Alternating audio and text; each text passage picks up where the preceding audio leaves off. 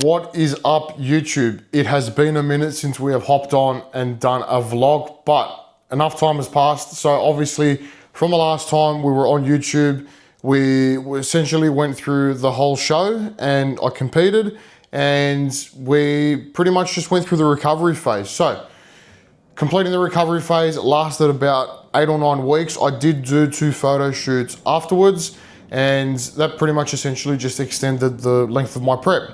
But I thought it would be a good time to come back on here and give you guys a bit of an update, and to also speak about how we're looking approaching the off season, which is around the corner. So at the time I am recording this, I am officially deloading from the recovery phase. Essentially, I'm just washing off any fatigue. I have been pushing training quite hard. Body weight has gone up as well. So to give you a rough guide, my stage weight was at 90, what was it? I was 89.6, that was my stage weight. And now I'm essentially at 98 kilos. So roughly around that 98, just under 10 kilos of total weight gained, which has been fluctuating up and down. But body composition wise, by far, the best I have looked in terms of, an off-season start. Last time around, to give you guys a bit of a sort of basis, and I think this is pretty consistent across everyone that really competes for the first time. You have to learn the hard way in bodybuilding. That's just the way that it goes, especially for younger, immature, no, I wouldn't say immature, but I'd say less experienced competitors in the sport that are just first giving this a crack.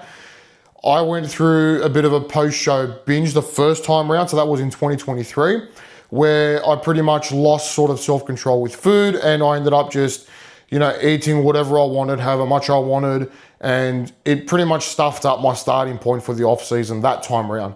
But in saying that, it is something that you do learn with experience, something that a lot of people don't talk about. When you do go through a contest prep or something as rigorous as a 6-7 month dieting phase, you will get to a point where post-show, your brain and your hunger signaling hormones are all over the shop.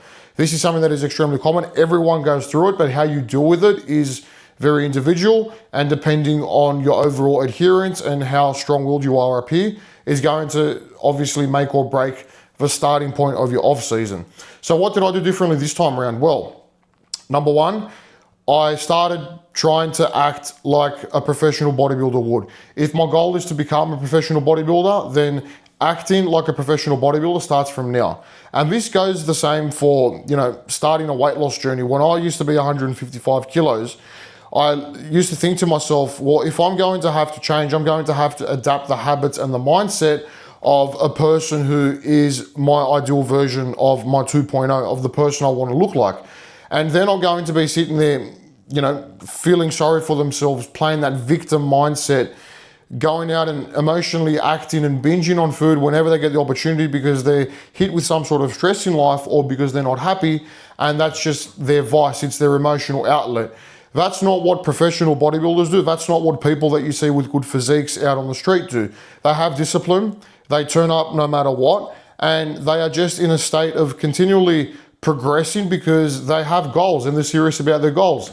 And the same thing happens with bodybuilding. There's a lot of bodybuilders out there. And again, this is something that does come with experience. You're not going to jump into your first show unless you've been training for a very long amount of time and you've already built that discipline through years and years of training before wanting to compete.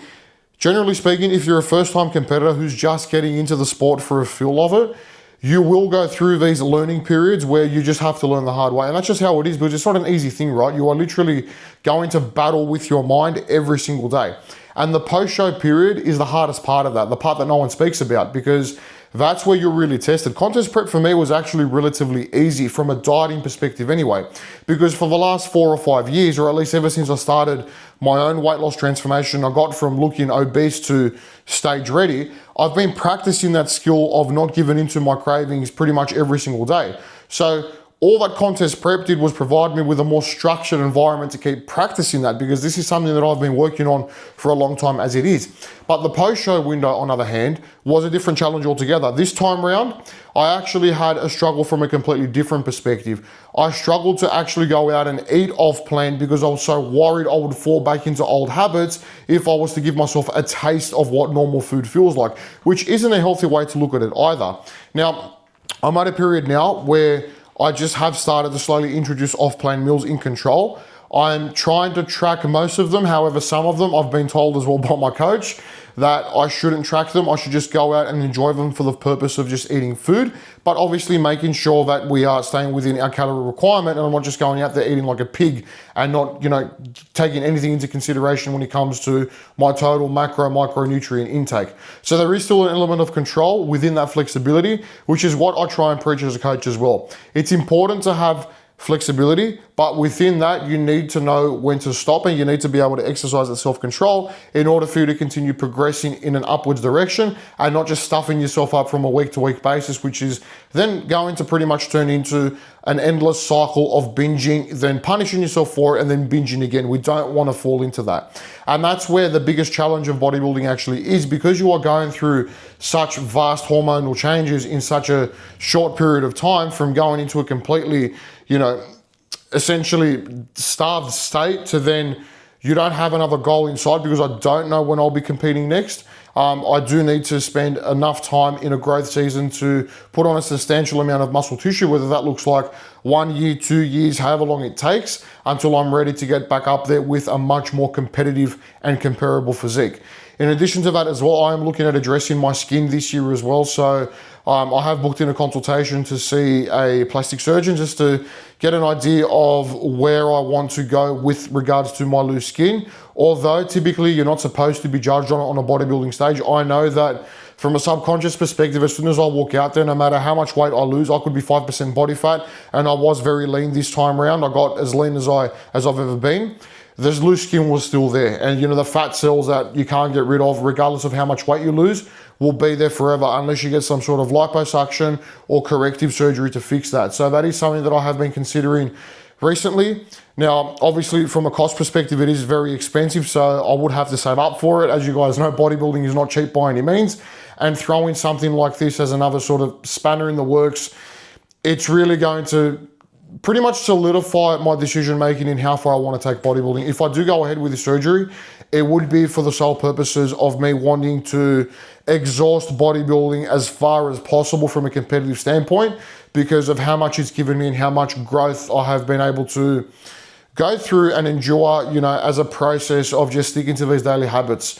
The competitive aspect of bodybuilding, it's one thing, but the lifestyle itself, it's what's really changed life for me. It's given me a business which is now starting to pick up, which I'm so grateful for in such a short amount of time too.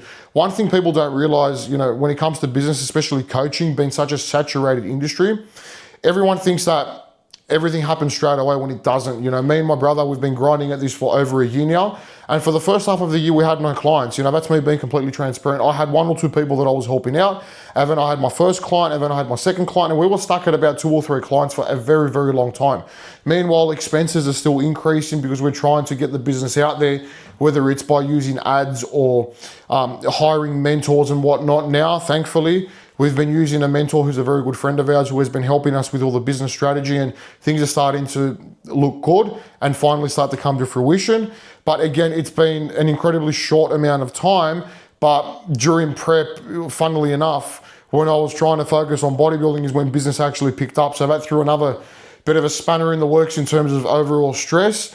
But I managed to deal with it very well, which is, again, another personal sign of growth that I've experienced that bodybuilding has given me. And something that I'll say that I keep saying, which you guys need to understand, you need to lean into times of adversity, because if you don't have these challenges that you willingly put yourself through, you're never going to learn, you're never going to strive for something more, because you haven't put yourself in that rut willingly to be able to actually persevere and then come out as a better man, as a more progressed individual on the other side. So it is absolutely essential. I don't care what background you come from. I don't care how well off your parents may be. If you don't start to adopt those traits and learn them yourself, then you are not going to get very far in life. If you want to be someone who is successful from a financial standpoint, at least from a business standpoint, and even as a man. So that is something that I have been very thankful that I've been able to enjoy and to learn, because I don't come from money. I'm not someone who comes from money absolutely whatsoever. My parents both work full time. They sacrificed a shit ton of money to send me to a very good school, hoping that I would try and make something of myself. I didn't do that, well, at least not in school. I realized I wasn't an academic person. And given my, ADHD, OCD, whatever you want to call it, I just wasn't able to focus. And it wasn't until I figured out what I was really passionate about that I locked in. But that took time. Again, I spent the first 3 years after school being a drug addict, you know, just hanging around wrong circles, doing all the wrong things in life instead of trying to make something of myself. And it took up until about 3 years ago when I first lost the majority of the weight to actually lock in and say, you know what, I'm going to give this a real go and I want to end up working for myself one day. But if I'd left it as a thought and a wish, it would have never come to fruition. It's about taking that step, getting out of your comfort zone willingly to say, I'm actually going to give this a red hot crack and I'm willing to fail many times over and over again so I can get up and try again, because that's what's going to separate me from the people that give up after the first go. And I don't say that out of arrogance. I say that out of pure relentless pursuit and passion, because this is what I love doing. And for me, having the opportunity to help other people escape or leave, you know, situations where they were in my position 4 or 5 years ago, extremely overweight, depressed, not happy with that, you know, where they were going, that gives me more gratification and it gives me, you know, such a drive and passion to keep going than anything else would. And that's money aside, you know, that I earn from coaching. It's just the willingness to give back and to help people, knowing that they can make a change. So in saying that, with regards to where we are now, as we said, recovery phase is just about wrapped up, deloading this week, and I wanted to record this video on purpose because we are actually going for a cheat meal today. So me and my brother Nick, I told him, I said, hey bro, let's go get something to eat. I feel like eating something off plan. Today's a rest day as well, so I don't need to eat as many carbs as I normally do anyway. So I've taken out my intra carbs, which is, you know, my 50 gram carb of coconut water that I drink while I train. And I've also split my cream of rice in half and I've skipped breakfast. So essentially calorie banking, right? I'm using calorie banking to free up calories because I want to go and have a seafood platter. I haven't had seafood in a very long time. I know it sounds like it's an odd meal selection, but being Mediterranean background, I love fish, I love seafood, and I haven't been able to enjoy a nice seafood platter in what's been over 6-7 months. So we're gonna go down to a local place. If you are someone in Sydney who's a local, we're gonna go to the Boat Shed in La Perouse and demolish an absolutely lovely seafood platter, some oysters. I don't know if I'll get a lobster yet or not, but I'm probably gonna enjoy something nice. And I'll take you guys along for the ride. So I'll film it, talk about how I'm approaching off-plan meals, what mindset you should be in when you are going to eat an off-plan meal, and not just to make it about the food, but actually the experience of, firstly, if you are going with someone, so me going with my brother, it's our chance to, you know, settle down among a very busy season in business, have a chat about where we are with things, and food just happens to be a part of it. You know, it's just a different environment to be able to enjoy a nice meal in front of the water, in front of the nice ocean, and just talk about business goals and obviously our own relationship being brothers and how we're going to do things moving forward in terms of business. So you guys will be coming along with that. To give you guys reference too, so we are starting the off season next week officially. I am going to try and get out weekly, if not fortnightly videos, training vlogs, things like that. Those are all going to come back, which I'm very excited for, and pretty much give some more educational stuff in the coaching space as well. So I want to really try and, you know, push my, not my opinion, but the way that I like to do things when it comes to coaching. Obviously, being a very saturated industry like I brought up before, I know that a lot of coaches out there purely just have monetary gain or monetary incentives when it comes to giving information out, which is why a lot of coaches out there will sell challenges or these programs that are intended to finish within, you know, a few amount of weeks to get these drastic client results. But then a lot of these people are going off without actually having built good habits over a sustainable period of time, and they end up bouncing back. And I'm not about that at all. So where I can, I'm going to try and, you know, preach information that I believe is going to be beneficial, not just for the short term, but for the long term, my own sort of coaching approach and my own philosophies. And with that, I'm hoping to give you guys enough value so that you can start to implement these things in your own daily training, in your own daily nutrition, so you can get the best outcome possible for your goals. So in saying that, we will catch you guys at the Boat Shed in front of a nice big seafood platter. I'll explain everything that's on the plate. And until then, we will catch you guys.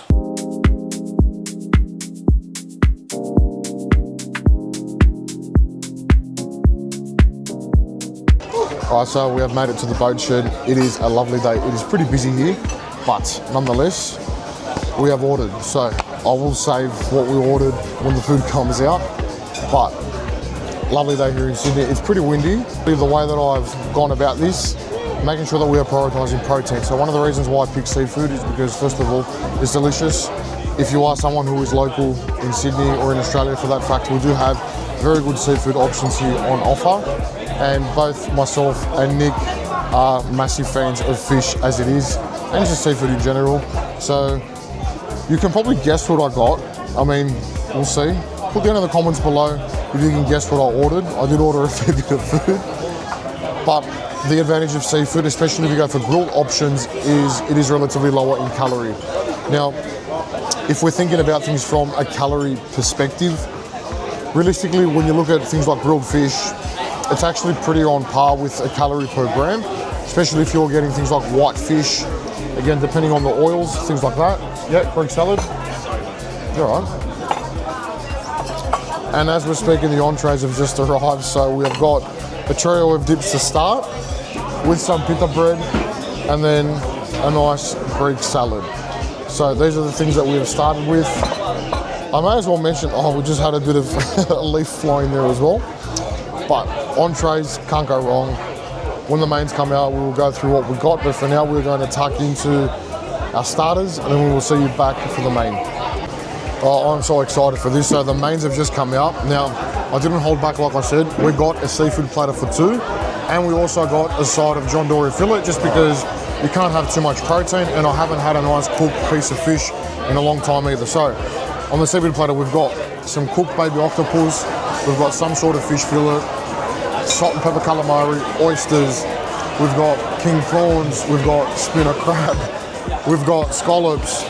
I think they are scallops, aren't they? Yeah, whatever they are. And some chippies. So, I can't wait. As you can tell from the excitement on my face, I'm very well looking forward to this.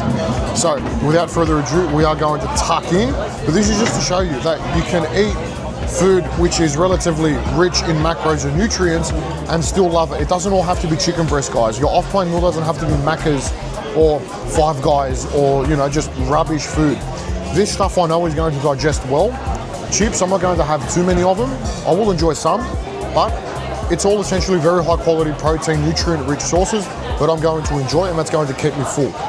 Without further ado, we will tuck into this and we will come back for our reflection / taste test score as soon as we finish up. All right, so that was absolutely delicious. You probably can't see because the waiter's already taken the plates away, but there was literally nothing left of that. We demolished every single last crumb. It was nice. The funny thing is though, and Nick noticed this as well, the man behind the lens, that all the grilled stuff actually digested really well. We felt good. As soon as I got to the fried stuff, and as soon as he got to the fried stuff too, like the salt and pepper calamari and the chips, things like that, that's when I actually started to notice a little bit of bloating come on. That's just like a personal sort of realization, I guess, that because we've been following a certain food plan for such a long amount of time with only specific food sources, because neither of us really eat fried food, as soon as you have that little bit of fried food, you notice that change straight away. So to think that there's people out there, and I'm not calling, actually, you know what, yeah, I will call those people out, that eat fried food every single day of the week. That's your perceived normal, right? At the moment, I feel a little bit lethargic because of that. That's not normal. So when we think about what a whole food nutrition should consist of, you mainly want clean sources of protein, clean foods, whole foods. Now, obviously this year we enjoyed it very much, but just as more of an observational standpoint, I did notice a little bit of bloating take place. Still very nice. Even the fried stuff was delicious. But yeah, it was good. In terms of overall, I guess, cost for enjoyment, I'd say it's worth it. I think it's going to cost us a couple of $100 altogether. In Australia, that's $200. But yeah, quite nice. Definitely worth it. Would you say it was worth it, Nick? Yeah. Cameraman gets his nod of approval. The fish was very fresh, very clean. So we got a John Dory fillet, which was absolutely amazing. The sauce that it was in was very nice. The Greek salad was fresh. Everything was good. The prawns were sick too, so no complaints at all. Time to go for a bit of a digestion walk now.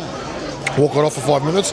One thing I forgot to mention is, no matter where I go to eat, something that I will always bring with me is digestive enzymes and my vitamins. Honestly, they're a lifesaver. They're a non-negotiable, regardless of where I am. These will always come with me, and it essentially just makes sure that we are trying to encourage that healthy digestive process along, so I'm able to eat again in another couple of hours. I probably will skip an extra meal today. I had only accounted to skip 2 meals, but I'll probably skip a third one today just to take into account for all the food that we ate. We'll probably say close to 2,000 calories, maybe just over. Yeah, I'd say that's a bit of a safe bet. And it's good because it's still early in the day, so I can cancel out meals if I have to. That's the advantage of eating, I guess, off-plan meals earlier in the day as opposed to late at night, because if you overconsume at night after already eating all your food, you've done yourself a mischief. So we've avoided that. And that'll essentially be it, guys. So we will see you back at the house. But that was a day of a meal, I guess, in the off-plan, in the off-season. We are back from our delicious meal that we had at the boat shed. It took a couple of hours for that to actually digest. Now, what are things that I do when I have an off-plan meal to stop myself from actually binging afterwards? Because this is something that I have been a victim of in the past. Victim of my own bullshit is what I should say.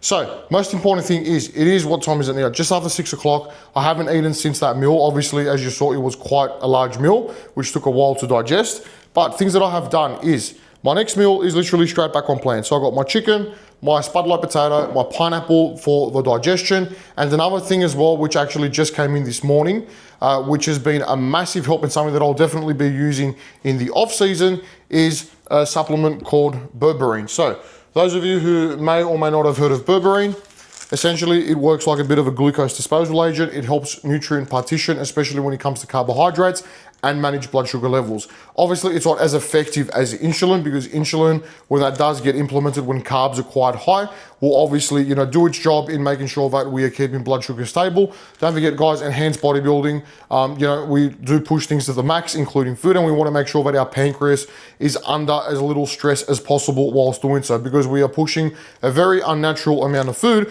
to go with the unnatural amount of compounds that are used. But that's just to give you guys, a bit of transparency, and also to let you know what I do to make sure that I'm keeping myself as healthy as possible. So berberine is definitely something that I will be keeping in the stack. Whenever I consume an off-plan meal, I'll make sure that I have that, as long as all my other vitamins, things like digestive enzymes, things like this stuff here that you saw me take when we're at the restaurant, are going to help all the more with digestion. Because what's the most important thing about having a good, successful off-season or a successful bodybuilding career, whatever you want to call it in general, is prioritizing our digestion. So with that said, I am going to get along and eat this meal. I am only going to probably consume one more meal after this, which will be my steak and, again, spudlight potatoes. Pair that with my Ninja Creamy for dessert, and that'll honestly do me for today. So 4 meals for the day. One of them, being that massive one, and I had my cream of rice in the morning as well, which you guys have already seen.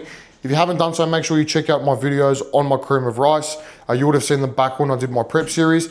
But nonetheless, I'm gonna go and tuck into this, and I will see you guys for the next vlog. Like always, make sure that you do like and subscribe so I can keep pumping out the content, and I'll see you guys for the next one.